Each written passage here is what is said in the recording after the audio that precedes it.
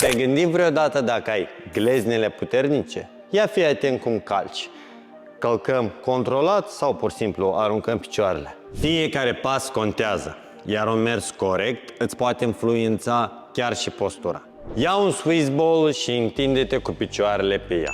Spatele al vreau lipit. Și lucrează gleznele prin retracție și întindere, controlată. Mai ai și varianta alternativă. Unul trage, unul împinge. Trecem și la rotiri, atât interne cât și externe. Mai avem și varianta avansată cu kettlebell. Nu uita glezna să fie la marginea cutiei, genunchiul drept, piciorul opus flexat și facem mișcarea controlată sus și jos. Rotirea o facem mereu în întindere, din dreapta în stânga, din stânga în dreapta. Fă-mi aceste exerciții 2 săptămâni și lasă-mi un comentariu dacă s-a schimbat mersul. Dar ține-te de treabă, pe bune!